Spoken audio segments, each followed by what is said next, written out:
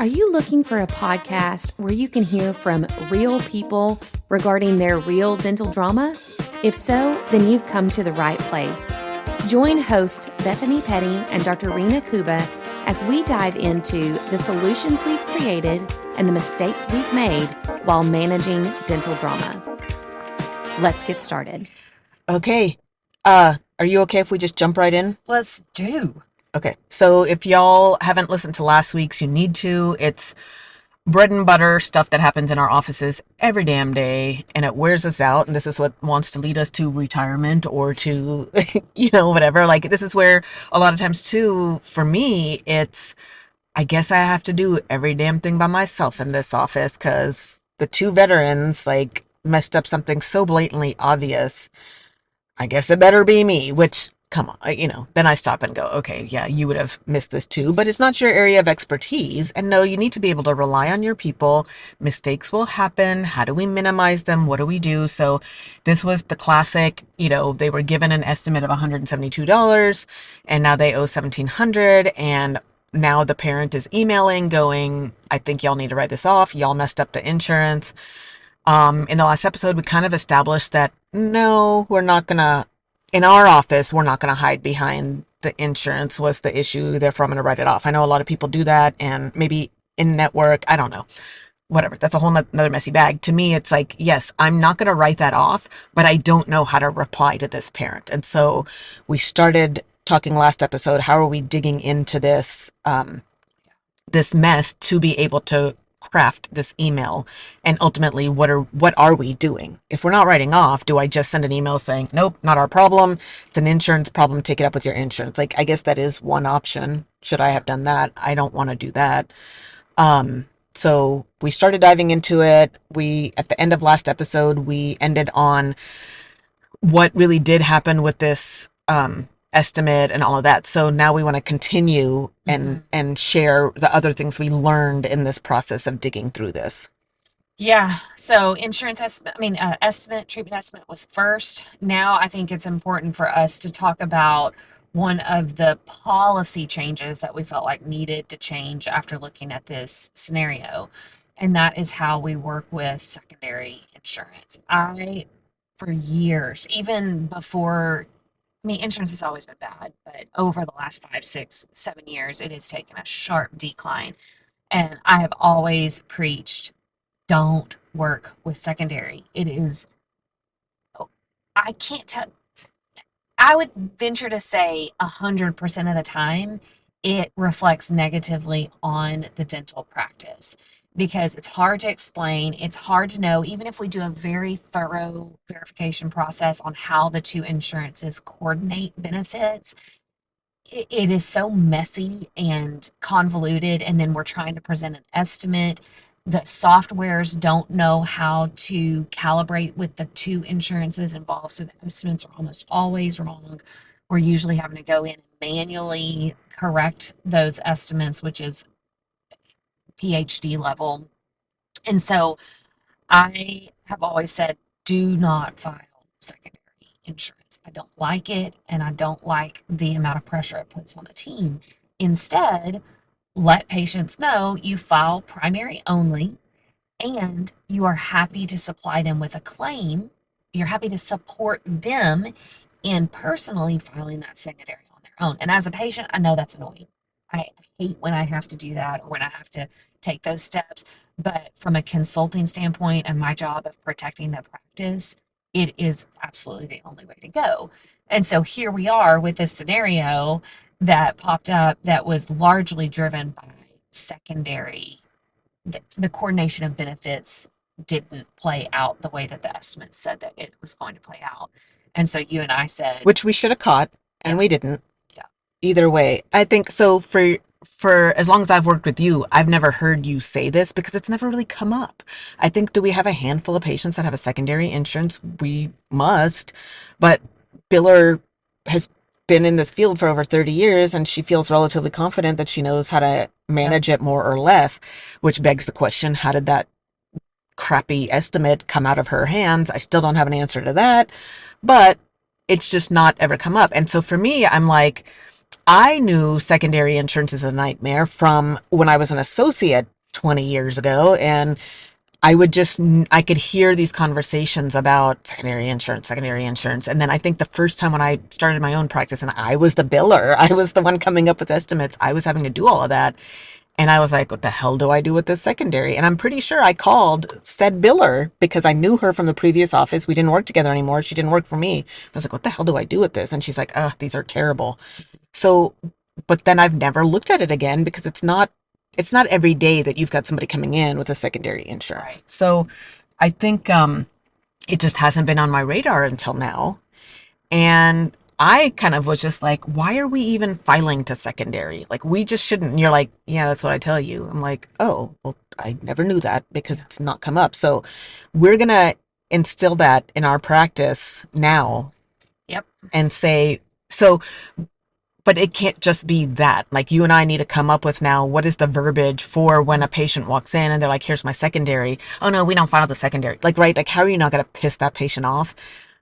What is going to be our verbiage? So we're going to draft some verbiage. Yep. And then to me, I'm like, we need to have that in our financial policy. Like, that needs to be something that the parent acknowledges that says, we are only going to deal with your one insurance. The other one's up to you. I guess to me, then my next question on that is, from what I can gather with this secondary, like, apparently it's, for a lot of them, it's where the if the I feel like this is what I've heard, so you're going to correct me because I'm very little knowledge on this, but if the parent is like, oh no, dad's like, my insurance has better coverage, file mine first and then we'll file mom's. We don't have control over that. In insurance world, they go by whoever's birthday comes first is the policy. Yeah. So then to me, if a patient is coming to us going, well, here's my policy and dad's policy, are we kind of going whoever's birthday and then that's the one we are choosing as primary? So How are this, we deciding which one yeah, we're? this is where we do need to actually do a little bit of legwork. When the parent says kiddo has, or even adults can have both their own policy and their spouse's policy, it's easier with adults because their policy is always going to be, almost always, going to be primary and the spouses would be secondary. So then it's real easy to say, no, I'll take your policy. That's primary. With kids, it's more convoluted. And we do have a responsibility to file appropriately to the right primary. So as much as I want to say we don't have to think about secondary, we don't know which one is secondary until we actually do the research to ensure, is it the birthday rule that is determining this here? So to me, it does require with a verification with somebody who's doing verification on your team for them to confirm with both insurance companies the. So then would you say in that case then, if part of our verbiage is going to be and our protocol is going to be, oh, you have two insurances, okay, then we're going to do our due diligence to call to figure out which one you need to call to. Yep, absolutely. And give the parent the verbiage to say, how do I know, is it going to be my insurance or my husband's insurance? So but would they, like, say mom has Delta, would mom call Delta? She would call Delta. And then Delta would say, well, who's the other one? Oh, the other one is Aetna. Yep. And this is how we work with that. Yep. And maybe then in our paperwork, we have something like, I acknowledge that I will follow up my insurance. I don't know. We have yet to come up with this document of our new change. It's helpful to encourage the parent to contact their insurance anyway, because one of them they're going to be filing the secondary claim with. So it behooves them to get on the phone with the insurance company anyway to first of all confirm what we're going to get. We, the dental office, is going to get anyway, but they're confirming that information and also asking. My dental office has said that they'll supply me with a claim to get reimbursement from the secondary. How can you tell me about that process? How do I file that information to you? So it's beneficial for the parent to get on the phone with the insurance company anyway. Is it, I'm just asking, curious here, would we say we determine Delta is the one that's primary for this kid? Would we file that first and then give stuff to the parent? Or do we say, here's what we're filing, you file the same thing with the other one? What is the timing on that? On the day of treatment, we print out the claim. So what I don't want is for this to continue to be something that feels like it's our responsibility. And I don't want the parent to be confused by that either. So my recommendation is on the day of service, when we file that electronic claim to the primary, we also print out a paper claim for the parent, and they can take that up with insurance. If insurance wants to wait on the primary to pay first, well, then the parent can talk to insurance about that. We're not going to wait for primary to pay and then print a renewed claim with that information. No, we are out of the equation. We provided you with the claim. You go take and do with it what you need to do with it. So that's my recommendation. I think the hesitation I could imagine a lot of people saying is, well, they're not going to move forward because it looks like their estimate is $30,000, but they will move forward if they think other insurance is going to pay in their portions. The problem with that is, like we're finding for ourselves, it screwed us over, kind of assuming both insurances would pay full, which we know they're not going to because they're just not. And then now, if you're like, well, I was just trying to help the patient, she really needed her buildup and crown, but now she's pissed at your office. Who knows what kind of liability you've put yourself in. But also, what I think we've talked about this in a few episodes. What is a patient going to do? They're going to office hop. Yeah. They're not going to go back. They're not going to come back to you. They're just going to cancel the appointment and move on. Yeah. And if you're in a metroplex like we are, there's 5 dentists on every corner. They'll find another corner.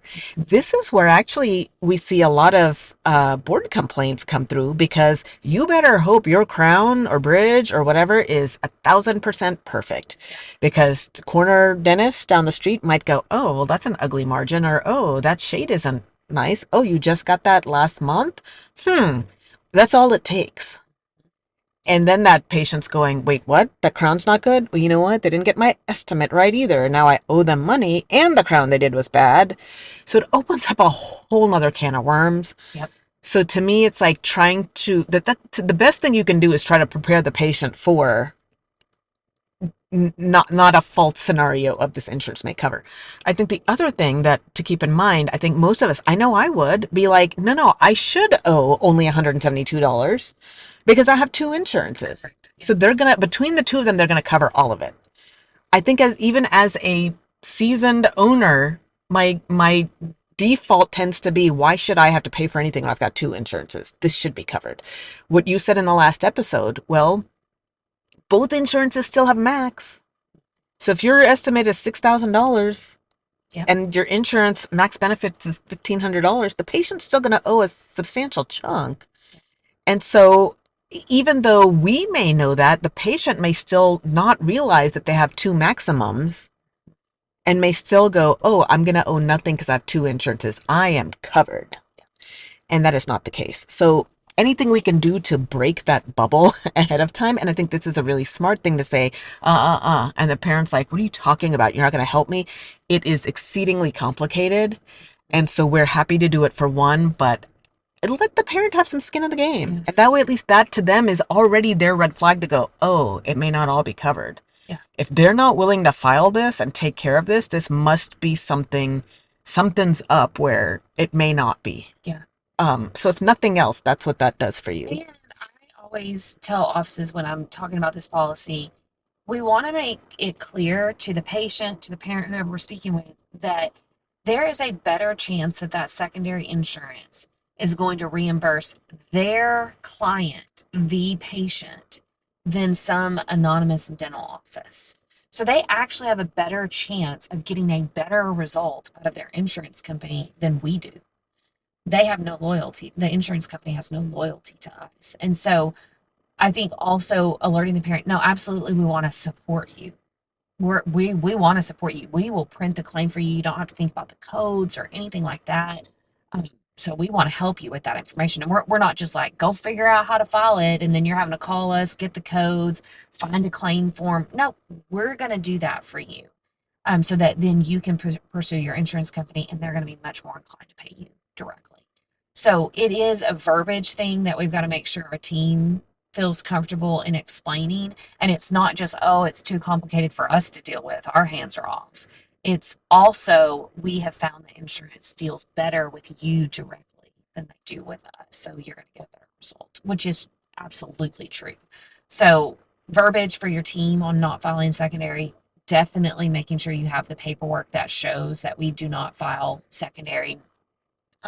And just think about it. Then it takes those estimates back to it.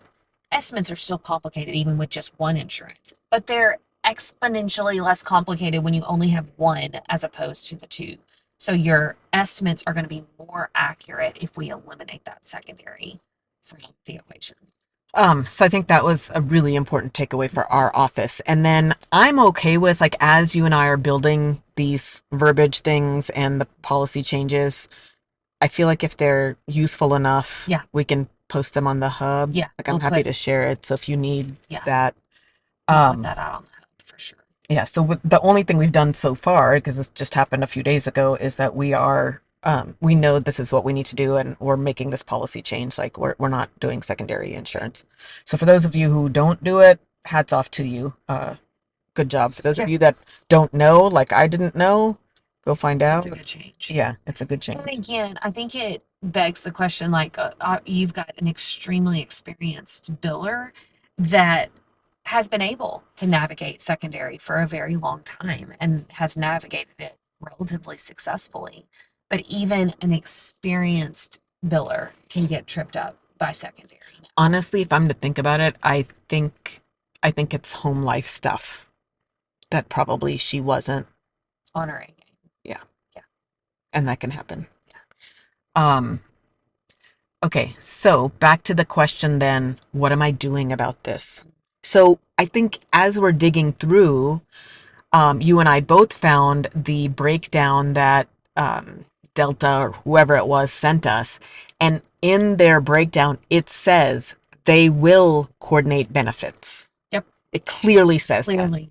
And I guess I didn't know this. There's two ways they can do it, a carve out method and something. I've never heard those terms. No idea. You knew what they were. But it says both methods they do participate with. Mhm. So I still to this day have not read the email the parent sent. Yeah. I'm just going off of what my lead who brought me the email, and then I guess you've read it. And so from what I gather in that email, the dad was like, you guys didn't catch that the insurances wouldn't work together. So this is your fault and this is whatever.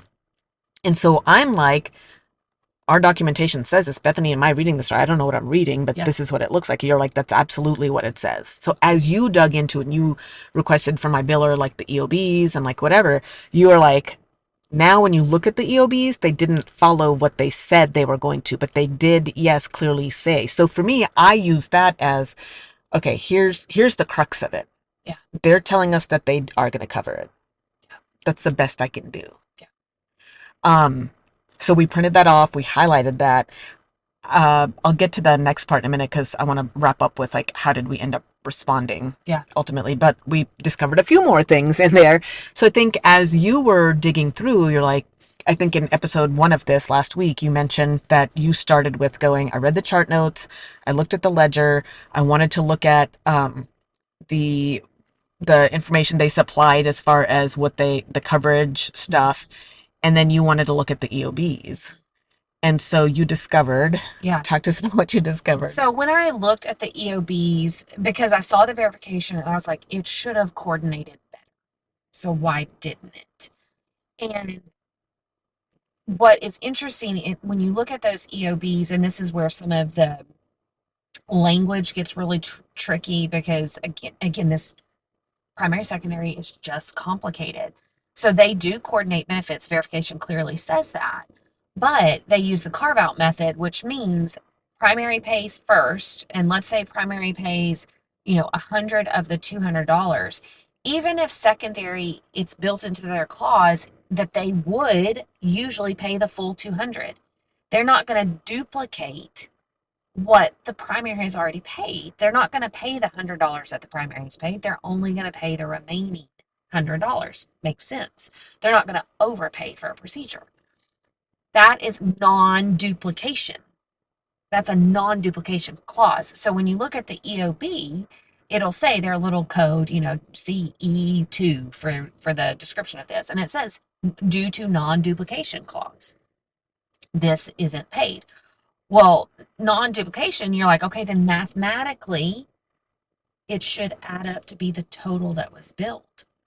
And in a lot of those codes that I saw, they list that non-duplication clause. But when I mathed it, I'm like, it still doesn't add up to the whole code, the whole fee.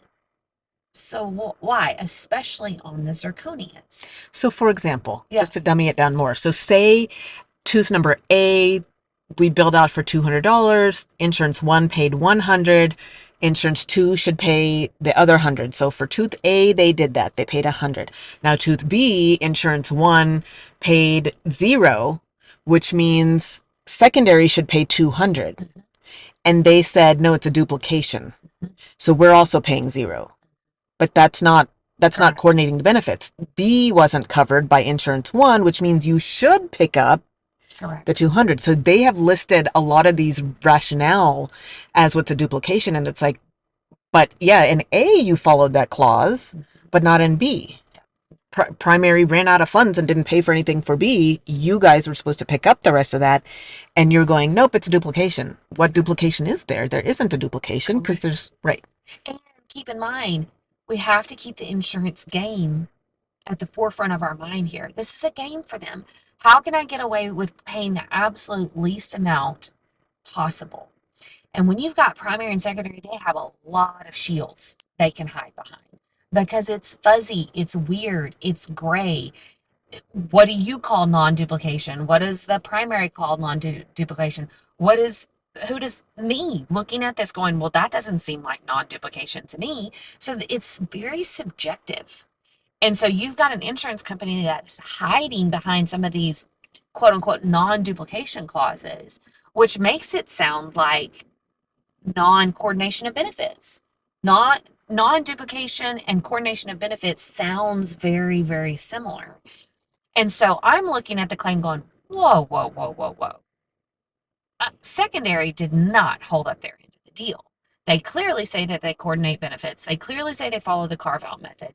And yet this whole claim, to me, there's multiple codes that I can identify where they paid nothing on that they should have paid something on. So I reach out to the biller and I'm like, hey, when you talk to, let's say Delta, when you talk to Delta, what did they say about this code, this code, this code? Because to me, they quote non-duplication, but that doesn't make sense to me. And her response was, let me call them. And my little ticker went up and I was like, have we not called them? Have we not talked to them about this claim yet? And we have not talked to them. Now, slippery slope here, but I'm like, I am always the one that's like, don't do any more work with insurance than you absolutely have to. But we've got a patient here, or a parent, that's about to receive a $1,700 bill when the estimate was $172. That warrants a call to insurance. Why? For the benefit of the patient? Yes. For the benefit of the practice? Yes. To ensure that we can't do anything else to advocate for the patient in this case? Yes. Because, biller, you know how our patients are. You know this patient is going to be and I say our patients, any person, I would. You told me 172. I know that's an estimate, but I thought that could have been like at most 500. What is this 1700? To protect the practice, you need to pause and take a look at where this could have gone awry. Yeah. Yeah. And the fact that we didn't call insurance says that we didn't process all of that. We didn't process all of the negative ways that this could have impacted both the practice and the parent. Now, we could lean on that argument of, it is what it is, it's insurance, and the parent needs to pick that up with insurance. And I agree with that to a certain point. But is there anything that we can do to even just learn from this situation and go, why does insurance consider this non-duplication? But instead, what we did when we got that claim is we apparently relayed that information to the parent via an invoice and a comment that the reason that there's a $1,700 balance is because of a non-duplication clause. Well, the parent, I would have done this as well, the parent interpreted that as non-coordination of benefit, because that's what it sounds like, non-duplication clause. That's not what it is. That's an insurance terminology, blah, blah, blah. But the parent hears that and goes, oh, you said that these insurances coordinate. So now you were wrong.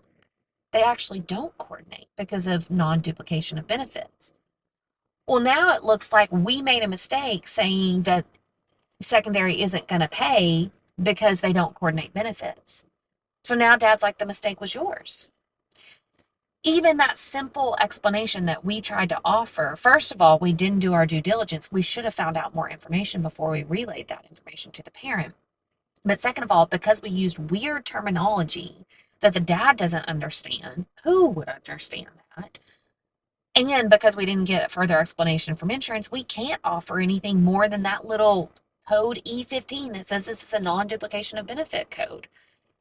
So we gave very little information, which then confused the dad, thinking that we made a mistake in the verification process, which we didn't, but it looks like we did now. And the only thing we have to go back on that is to say, look, they did coordinate because look, your secondary did pay for some things, which means they are coordinating. Yeah. Because how else do you, if I was the parent, I'm like, this is semantics. Call it whatever the hell you want. I'm not paying the $1,700. Y'all made a mistake somewhere. No, they did coordinate benefits. Mm-hmm. They just were shady in what they decided to coordinate. And what is their definition of the duplication? Do we have different definitions of that? Which, how can you? I don't know, but insurance will find a way. So altogether, I think our biller just really missed it on a lot of fronts, whether that's home life stuff and or like it would have been different days, right? Like this would have been, say, in October that she's putting the estimate together. And then by December, by the time the EOBs are coming in, maybe it didn't ring a bell to her because she was like, oh, it was an IV case, treatment must have changed. Maybe they needed to do more treatment. Like, so it's $1,700. She probably didn't even go back and look at that initial estimate. In her mind, it's like, oh, they did a lot of work. $1,700 is probably what this patient owes. And then she just sent it off and copied the comment on the bottom of the claim and didn't think twice about it, is what my guess is what happened. So those are two missteps there. I think misstep number 3 or 4 was she never did call the parent. So in December, once she, processes the EOB and she sees that $1,700 is what's left, then she sends, like you said, the invoice and the parent gets that, which, like we talked about in the previous episode, I think I would have looked at that and I would have put it in the garbage because I would have been like, this is probably still pending. Still pending. Then she proceeds to send a text the next month. You owe this, text to pay. Do you want to pay it? Yeah. That went unanswered. The next month, I believe she sent another text. Yes. That went unanswered. Then she sent the email. She sent an email, I think. Yes, I think it started with an email, ended with an email, and then 2 texts in between. So there's 4 attempts. Right. Or I think she added a 5th because she went back to me and said, no, this was the other attempt. And I was like, okay, whatever. I think one of them was you're being sent to collections now. No response to that. Correct. So now it's with collections, which I think the parents still probably either didn't realize it's in collections or they're ignoring those collections comments, like whatever it is. We said in the last episode, I think what's brought this out is they couldn't come back for their recare because we're like, well, you owe this $1,700. And they're like, what the hell is happening? Yeah. So that's where all of this is coming back out now. And your concern with this. So, part of my concern is I reached after seeing the attempts to tell the parent about the bill. I wanted to see before we sent them to collections, did we ever try calling them? So yes, we've got a couple of emails on file. We've got a couple of text messages on file, but did we attempt to call them at all before this upcoming appointment? And I looked through all the records. I couldn't see any record of attempted phone calls. And so I reached out to the bill owner and was like, hey, did we ever try to call the parent about the bill? She ultimately said, yes, I tried calling a few times, but there's no documentation of that. So when I first looked, it looked like we had never even tried to call the parent. Because again, we get emails and text messages all the time about bills. What's going to wake us up to the fact that this is actually a bill? I'm getting a phone call from the office being like, hey, I want to make sure you're getting these texts and emails. Do you have questions about them? And again, most parents aren't going to answer, and that's fine, but at least we show that we attempted to contact this parent, especially before we turn them over to collections. Now, that's not always possible to get on the phone with a patient or a parent, but we at least need to show that we tried. So that was one of the takeaways too from this is we've got to make sure that there are tangible efforts being made to contact these parents. So first of all, we should have pursued insurance to get a full explanation. We should have tried to advocate. I think the other misstep that I think you didn't say here, even when you said, did you try to call Delta or whichever insurance it was? Did you try to call and talk to somebody about some of these? We didn't even have the EOB from Delta. Yeah. The only thing we had was the one EOB. Yep. And then she got the other one. And then you were like, okay, but did you call to ask about these? And she's like, no. Yeah. And so to me, it really did put a murky feeling in my stomach going, this is the person I rely on for everything AR. And maybe I should have paid more attention knowing that she had all these like home life things going on. But again, I'm just exhausted. That's like my least favorite part of anything is dealing with the AR billing stuff. And I bury my head deep down into the sand and trust that she's got 30 years of experience, that she would look into this more. And I'm trying to find a reason that she didn't or wouldn't or couldn't. And I really don't have. I mean, like, talk about like from front to back, like it's all rookie mistakes. Yeah. And it really does break my confidence. Yeah. We just celebrated 10-year anniversary. Like, you've been here long enough. So I don't, this for me is a pause moment to go, I don't know what's going on with her. Does she need more support? Was this just a weirdo fluke that just happens to be? I really don't know what to say. Well, and even if it was a weirdo fluke, if we look at this one weirdo fluke scenario, first of all, trace it all back to last week's episode. We could have shrugged this off as crazy parent, tell them they owe the bill and move on. And we would have missed this blooming of all of this information that we gained from this, which is we missed it on multiple levels. We missed it with that initial estimate. We didn't pause. We didn't slow down long enough to actually look at it and absorb what we were seeing there or question, should we move forward with this? We missed it because we did incorporate secondary into the process, and we should have eliminated secondary, or at least we should have done a better job of understanding where secondary failed this particular parent, this patient. But even beyond that, we didn't do our homework with insurance to figure out why they short paid so much. It's evident insurance short pays all the time. It's par for the course. It's daily. But in this particular case, it was a big difference in our estimate and what the parent is now going to owe, and we didn't take the time to figure out why. And then finally, when billing the parent, we used technical language, non-duplication clause, which the parent misinterpreted to think that we didn't understand the coordination of benefits or didn't verify that accurately. So now parent thinks we did something wrong. We haven't really done anything to support our case and break it down more simply for them, or to even show, hey, we went to bat because we thought it was odd too. And that when that EOB came in, I got on the phone with Delta and I asked them about these codes, and this is what they said. And I think that's wrong. And so I'm contacting you about this bill because I think you need to go to Delta. And we didn't do any of that. We just said, here's your bill, wash our hands of it. Best of luck to you. You owe $1,700. And by the way, you never responded to our texts and emails. Now we're going to send you to collections. You look at the whole scenario of this, and I doubt that this is happening regularly in your practice, but it should force us to pause and go, Is it? make sure. Yeah. And then forces some system changes like, okay, now we're eliminating secondary. Forget that. We ain't playing that game anymore. That's a good change. Now let's go through all the changes of that. Coaching your team on estimates to go, okay, everybody needs to know, where do you pause on these estimates? And let's look at some highlighted ones that cause issues with estimates. Encouraging your treatment coordinator and your team for that matter, slow down. Not that those estimates have to be 100% accurate, but at least slow and think about it and make sure, does this seem accurate? And if there's anything that's standing out, let's not just move forward with it. Let's make sure billing wise that we've got phone calls that go out, that we've got some protocol before we send a parent or patient to collections.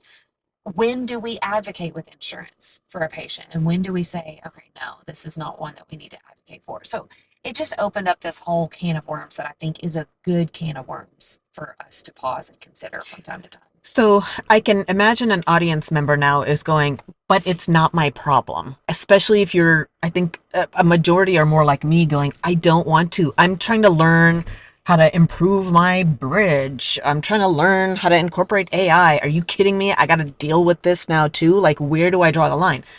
Legally, you're fine. Like, even if you did blatantly tell the patient and even if the verbiage had said, we will not coordinate, and then you acted like it did coordinate, legally, you haven't done anything legally wrong. You are fine. Where you need to go into this is, how does this affect the image of your practice? Yeah. And the profession of dentistry, honestly. Like, this is, don't we all hear this? That office screwed me, that office, whatever. And you're kind of going, not really the office. It was the insurance that did. But this is, like, in my mind, best practice for the liability of your practice.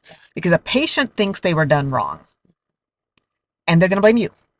And so even whether legal entities would agree with that or not, it's still a major impact on your practice and a headache to deal with. And you don't want to have to write off that $1,700. That's a lot of money. It's a lot of money for you, but it's a lot of money for that patient too. So how you handle this and what you glean from this does matter, is what I kind of want to reiterate, because I think there will be audience members that are like, ain't my problem.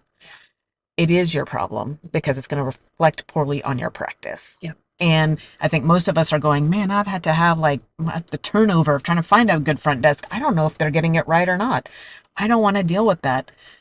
Friend, at some point, coming up with some auditing system, because you don't want to be spending all this money on marketing dollars to get a patient in. You don't want to be doing great patient experiences and all of that, and then lose the patient on something like this. Yeah. And then the negative impact of word of mouth that this can have in your community. Yeah, you do good work, but what does that matter? You're shady with your insurance practices, with your billing practices. No, I'm not shady with your insurance. It's your office. That happened to you too. That happened to me too. So it's just, it is important to pause, and it is super yucky that we have to deal with this. But it is what it is. I think then, so to come to kind of wrap this up, back to what am I replying to this parent without going, they did tell us they have this, you did sign off on this, it was just an estimate. Sorry, chump, like, this is not my problem. Do I just write it off? Because the temptation's there. I did say I'm very tempted to write off, because I know these are exactly what trigger board complaints. And if a board complaint's involved, I can guarantee you I will spend more than $1,700 with an attorney to go over this case. I'll spend significantly more. Should I just write this damn thing off and move on? No, not in this case. No. Do I say, okay, yes, my team what? Am I undermining my team at this point? Like, yeah, biller missed all of these things, but that just means she wasn't having her finest billing day. But did she really do anything, quote, wrong? No. Did she do some things that weren't very wise? Yeah. But what do I say if I choose to go ahead and write some of this off because I feel bad and I'm hoping not to trigger a complaint? And what if I offer to say, fine, we'll take off half?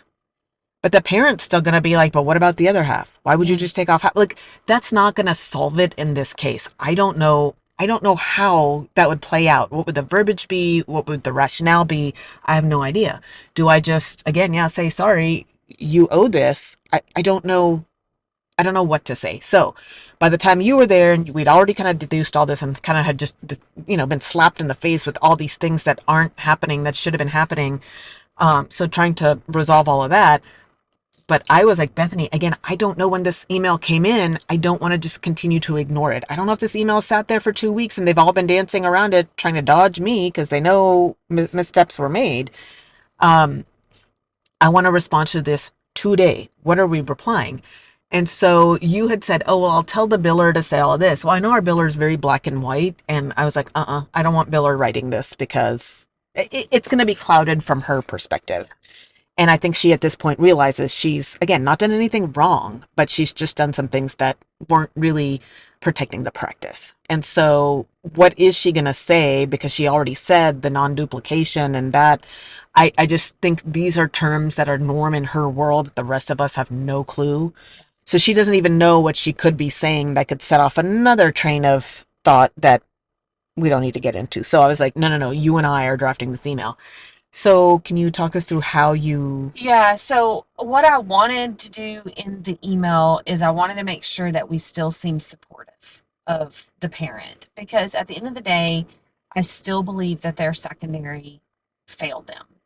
And that's not fair. And as a parent myself, I would be upset by that. And so I wanted to provide them with good information that they could use to hopefully go and fight with Delta, I think it was the secondary, on how they short paid. Um, Also, I wanted to imply that they should go and fight Delta because at the end of the day, this is an insurance issue again. Did we, could we have done a better job of preparing the patient for the parent for the balance that they would owe? Absolutely. We could have prepared them for that 1700 if we would have done a few things. But regardless, secondary still paid way less than they should have paid. And so I wanted to make sure the email encouraged them to go and pursue that from insurance. But I also wanted to make it clear that the balance wasn't changing, that we're not doing anything on that side of things. So I just you went and printed everything out. You printed verification out to show, and we highlighted the part that said yes, they do coordinate benefits.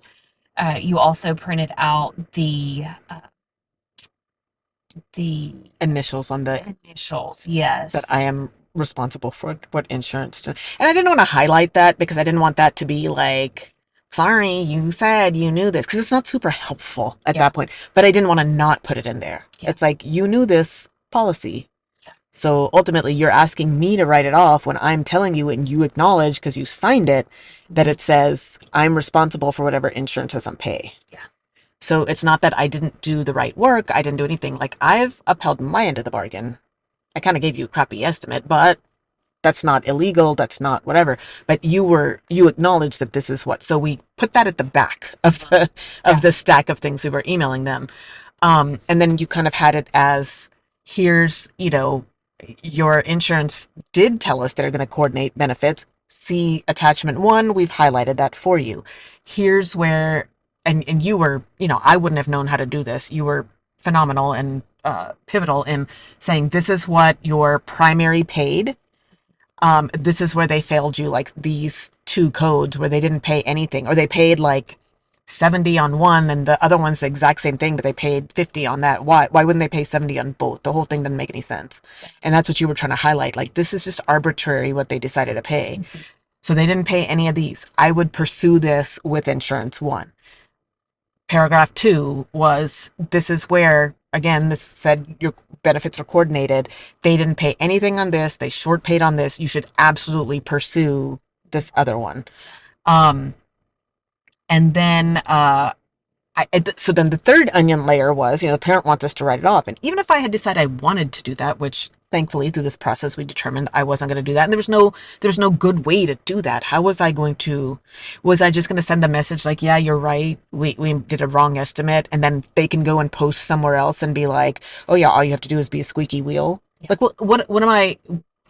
So, but then it came out that now that it's in with collections, we can't, and I guess that's something I didn't know. Like, could I just take it back from collections? And your response was? I said no. So, and again, every collection agency is different. So this is where you'd have to check with your collection agency. But most of them do not want you to take the balance back from them because they're usually paid a percentage of what they collect. So now you're like, oh, I turned this account over to you, but I'm going to pull it back. I'm going to write off half of it and I'm going to collect the half from the parent. Well, collection agency's like, hello, we've been working on this account and we would like to be paid.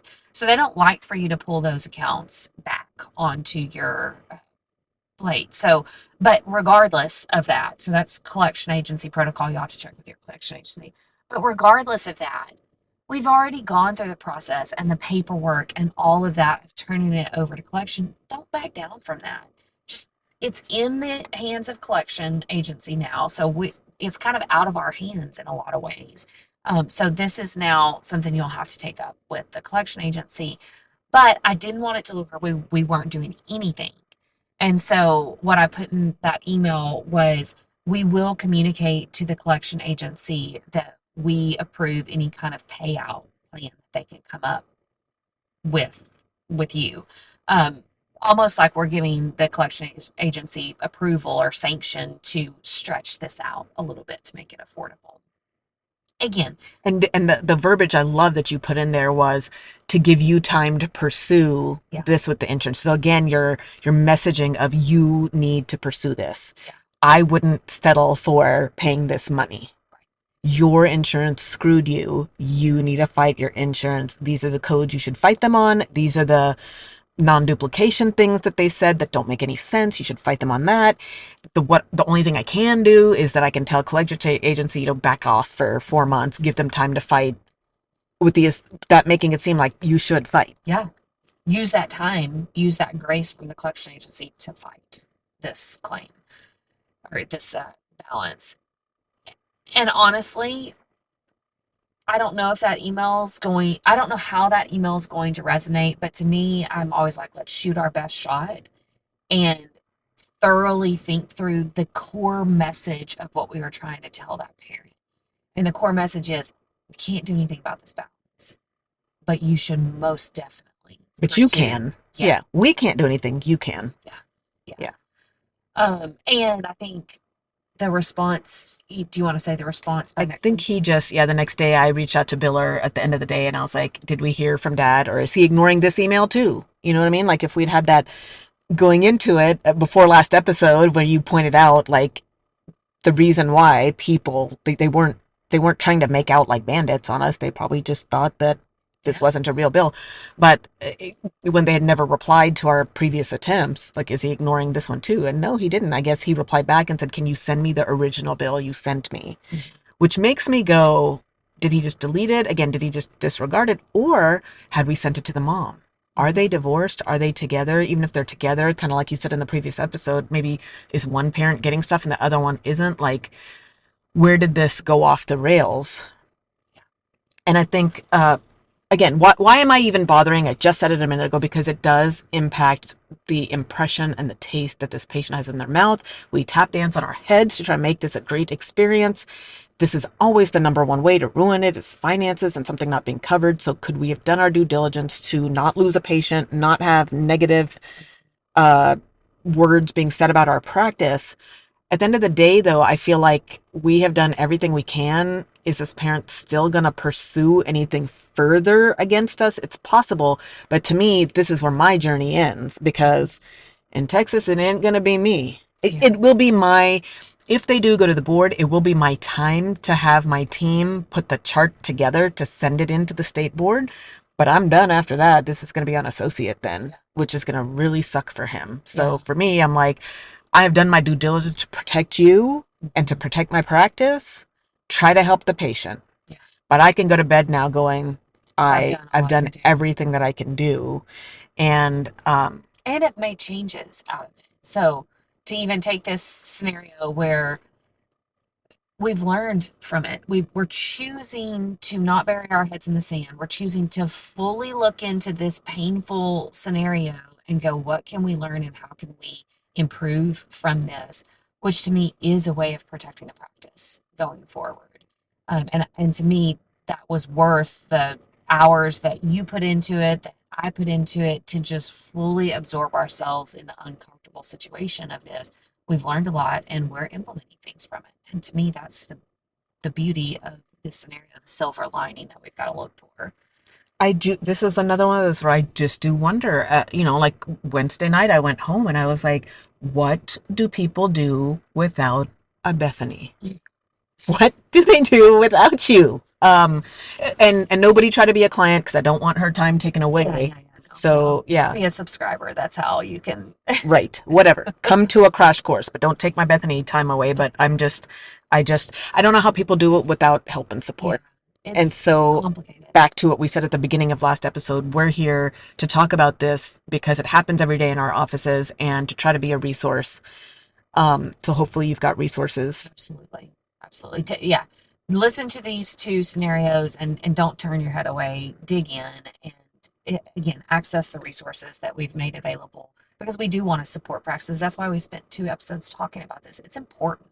It really is. So take the time to really absorb. If nothing else, I think to me, what should resonate with yourself and with team members and everybody, at the end of the day, our mission, and we say it's one of our office goals, is to help keep these babies in our community healthy. That's why we show up to work every day. And now this kid is not getting his recare because of this pending balance. Yeah. And this is a kid that obviously needs the recare. He had a mouthful of issues at a young age. If any kid needs the help, it's this one. And we, because of all of our little missteps, have contributed to this kid not having access to care. Yeah. It's detracted from the core mission and therefore requires our attention.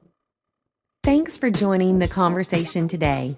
We hope that you are comforted in knowing that you are not alone, but we also hope that you're walking away with some really great tips and tricks to try in your practice. We value your feedback, so please take a few moments to rate and review the podcast. Finally, we want to make sure that we're covering the topics that matter to you. So track us down on Facebook, Instagram, and Twitter, and let us know what topics you want us to cover. As always, please know that we are rooting for you today as you manage your dental drama.